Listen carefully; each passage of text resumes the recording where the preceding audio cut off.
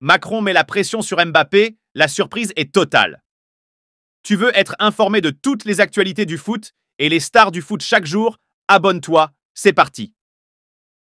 Mardi soir, la présence de Kylian Mbappé à l'Elysée n'est pas passée inaperçue.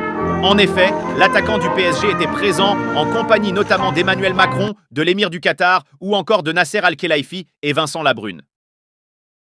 Bien que l'avenir en club de l'attaquant n'ait pas été évoqué, sa présence à l'Euro et au JO de Paris a bien pu être un sujet durant ce dîner. Tel un chef d'État, Kylian Mbappé était présent à l'Elysée mardi soir pour un dîner qui réunissait notamment l'émir du Qatar, Nasser Al-Khelaifi ou encore Vincent Labrune, autour du président Macron. L'attaquant du PSG, qui a déjà annoncé son départ à l'issue de la saison, n'a pas reçu de nouvelle offre du propriétaire du club parisien. D'ailleurs, son avenir n'a même été évoqué, Kylian Mbappé se contentant simplement d'affirmer qu'il n'avait pas encore signé au Real Madrid.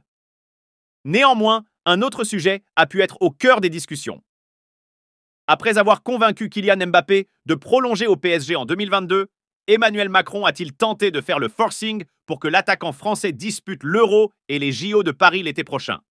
C'est d'ailleurs la question que se pose le journaliste de la Cadena Ser, Jordi Marti. Avec ce dîner à l'Elysée et le sujet des Jeux Olympiques, le sujet du championnat d'Europe, lui ont-ils mis la pression pour qu'il participe aux deux compétitions? S'interroge-t-il au micro d'El Larguero. L'Espagne s'inquiète pour la santé de Kylian Mbappé. Également invité à commenter cette situation, Bruno Alemany insiste sur le fait qu'il serait dangereux de laisser Kylian Mbappé participer à la fois au JO et à l'Euro. C'est une question que n'importe quel préparateur physique ou même n'importe quel médecin peut vous expliquer clairement, ce n'est pas bon pour la santé. Il va jouer plus de 50 matchs rien que pour le PSG, plus l'intégralité du championnat d'Europe et des Jeux Olympiques, explique le journaliste espagnol. N'hésite pas d'aimer et de t'abonner pour d'autres actualités du foot chaque jour.